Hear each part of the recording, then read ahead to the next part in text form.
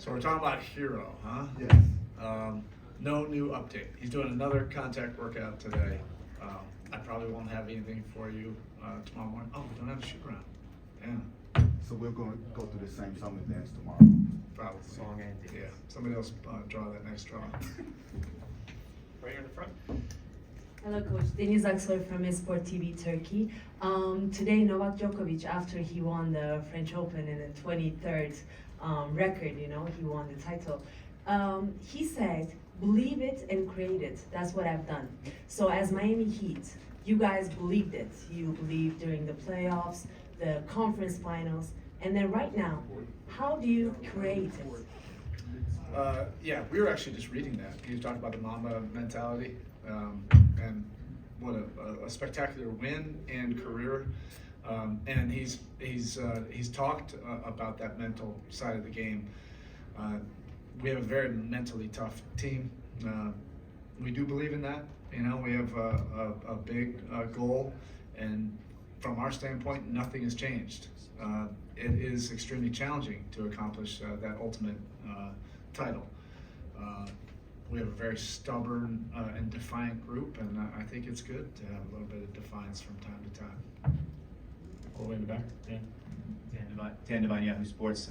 Coach, I know the three-point arc has been a bellwether in the series, and as the series have gone on, the number of open threes you guys have gotten have decreased a little bit. I'm just wondering what you feel about the process the offense has been generating as opposed to the results. How do you feel about the execution of it? Yeah, we need to do a better job. Just overall, with our offense, some of the details and how we can shift their defense.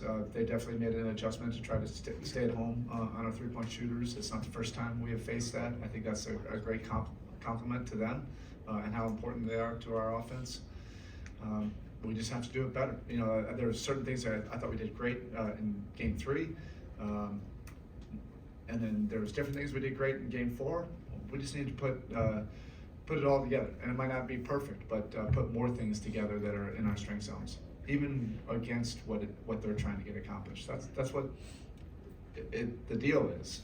They're trying to take away certain things. We're trying to get to certain things. How can you get to it? How can you get it on your terms? On the right, third row. Hey Coach, Sebastian Hernandez for Hispanic Sports Media.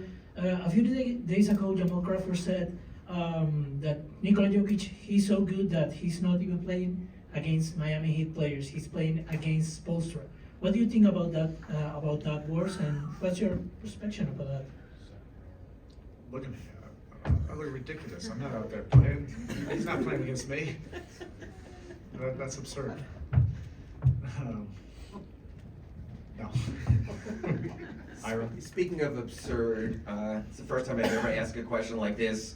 What does it say about your mascot that he can take a punch from Conor McGregor, bounce back, and still be ready to go likely in the next home game? That's the Miami Heat toughness that we're talking about.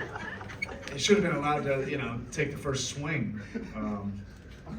Yeah. We won't reveal who that is, but he's tough. You can take a punch and get back up, and yeah, he's not going to miss any time. Joe. To run the Athletic, try to steer this back towards the middle, but I guess somewhere along the same line. You like to use the word gnarly. You say you have a gnarly team. You said Game 5 is going to be gnarly. What do you mean by that, and where does that come from as it relates to this team? We have I've used this term before, savage competitors. They love the ultimate challenges and the ultimate competition. Some of the fiercest battles were back in training camp when we were competing and splitting up teams. I mean, we could barely get through those full contact practices without everybody screaming at each other, yelling at the coaches that are officiating, arguing about the scores. It's that level of intensity when they're playing and competing for a score. And love playing in these kind of environments, where the crowd's going to be great, tomorrow. Everybody's counting us out. We're used to that. But ultimately, it has to be decided between those four lines. The crowd's not going to decide it. The narratives aren't going to decide it. Whatever the analytics are about 3-1, that ain't gonna decide it. It's gonna be decided between those four lines, whose game can get to whose game, and ultimately win at the end. That's what our guys love. That's what we're looking forward to. Last question, the third row. Coach Tomer Zarli from College Points. The other day after the game, you said, let the players feel how they feel. They probably shouldn't sleep. How did the players, take the game, the flight, and getting here? And what was that range of emotion like getting into? Yeah, by the time we got on the flight, everybody was great. We get to compete in this kind of game, tomorrow night. Everybody's looking forward to that. If you're a real competitor, that you want this. You want the feeling that you have, today, tomorrow, leading up to the game. How you feel, in your heart and your stomach when that ball gets tipped up. Yeah, we've had setbacks. That's part of the playoffs. Tough losses. Our group has shown the resilience to bounce back and show that defiance time and time again. Thank you, All Coach. right, thank you.